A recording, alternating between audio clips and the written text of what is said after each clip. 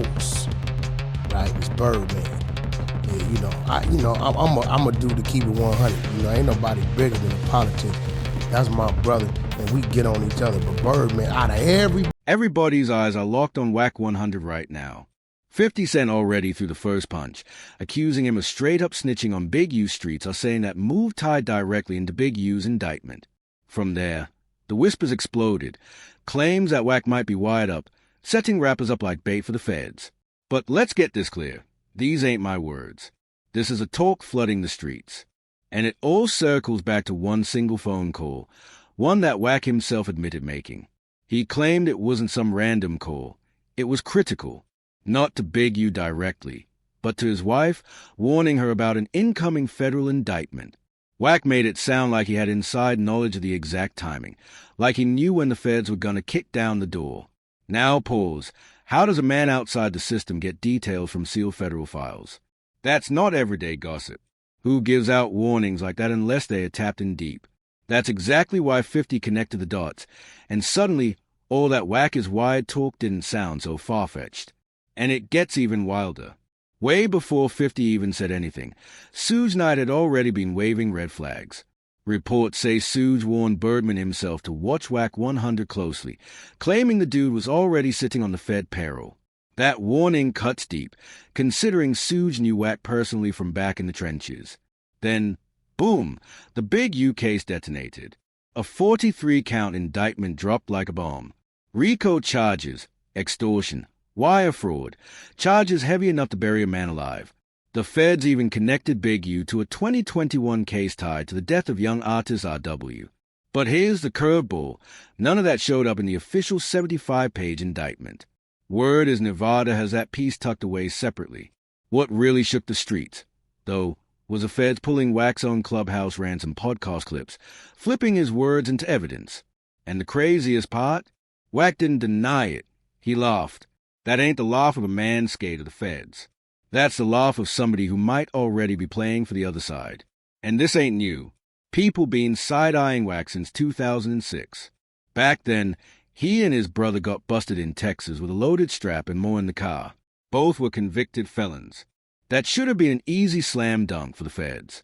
But 5 years later, in 2011, the case vanished. Not tossed for technicalities, not for errors. The motion to suppress was denied. Instead, it got dismissed under interest of justice. And if you know court talk, that usually screams one word: cooperation. That's when folks started watching Wack different. And right after that, his career blew up overnight.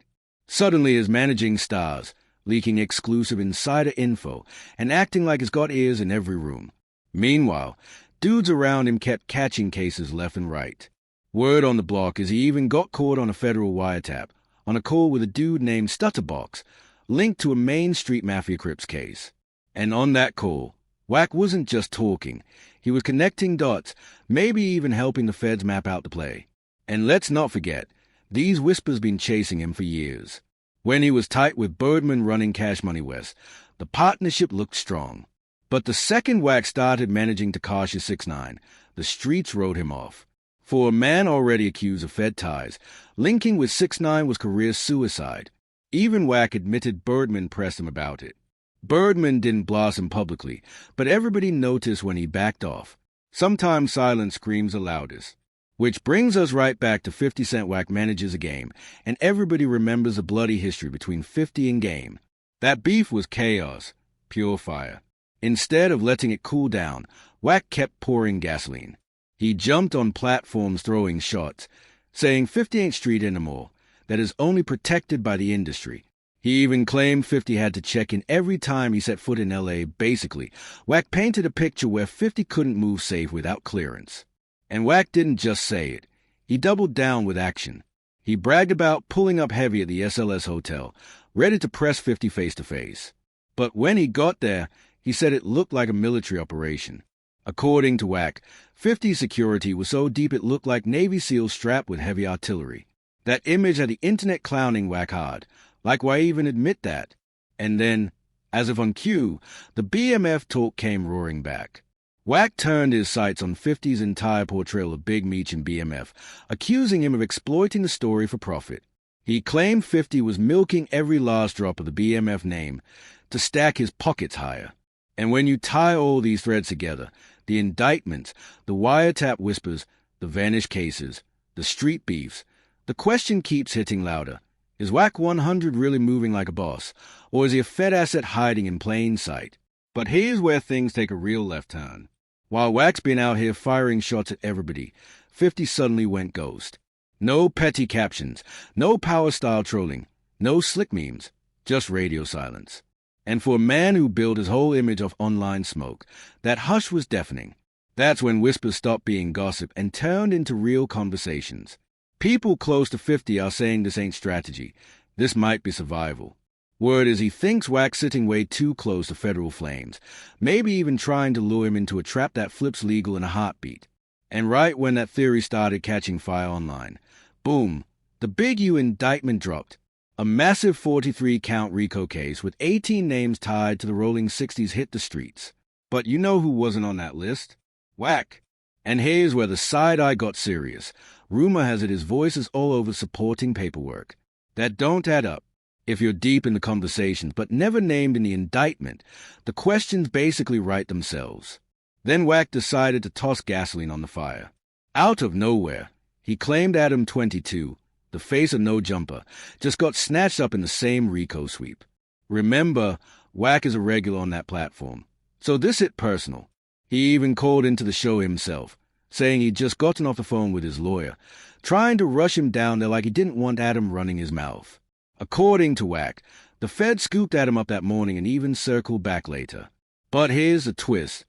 Wack also admitted he didn't even know exactly what the Feds were pressing Adam about, just that they were on him heavy. And just when it looked like the story was spiraling, Adam 22 shut it all down cold. He flat out denied being arrested, throwing shade at Wack's overactive imagination, making it crystal clear he's not under investigation, for now. But that denial didn't cool things off. It made the streets buzz louder. Then Adam dropped an even bigger gem. He admitted the Feds did show up at his spot and spoke directly with his lawyer. According to him, they weren't digging for random date. They were laser focused on a cease and desist letter Big U sent about a year ago. Yeah, the one demanding No Jumper take down a podcast where Loose Cannon allegedly claimed Big U had prior knowledge of what was going to happen to Nipsey before it went down. Adam said that letter isn't mentioned anywhere in the indictment or complaint, which makes it look extra suspicious to him. It left Adam asking what exactly the Feds are really digging for on Big U. And if Adam's scratching his head, imagine the rest of the streets watching this unfold like a chess match nobody else even has a board for. And just like that, the spotlight swung right back on Wack 100, since it's the one who dragged Adam into the storm in the first place. But here's the kicker. Wack himself ain't on that indictment either. Yet somehow, he's out here knowing way too much. That's when the internet lit up, flipping his name into Rat 100. The comments were savage. One fan joked, Wack's a top-tier informant, man of many skills, snitching included. Another said, I never saw a so-called G know this much about feds. And this wasn't just internet trolling. It was years of suspicion boiling over. Let's keep it real. How does a man with no badge keep dropping exact federal details, even down to who's talking and when? So what's really going on? Are these Wack the Snitch rumors just noise, or smoke from a real fire? And instead of ducking the heat, Wack cranked it up. Night after night he hit Clubhouse, tossing out names like confetti, acting like he wanted every ounce of smoke.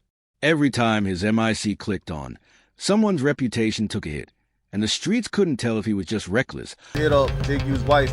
You said, Sis, 911. One sec, let me get solo. And you gave him a heads up. In caps, all caps. He needs to leave. I said 4 bad, right? Yeah, 4 bad. What this 600 said is 4 rolling 60 telling on it. All right, so Wack, let me ask you. So that's what... Or leaking intel straight from the federal playbook. Meanwhile, rappers who once stood shoulder to shoulder with him started backing away. They weren't defending him. They weren't even speaking on him. That silence cut deep, because when your allies won't ride, it usually means they're questioning you too. But here's the crazy part.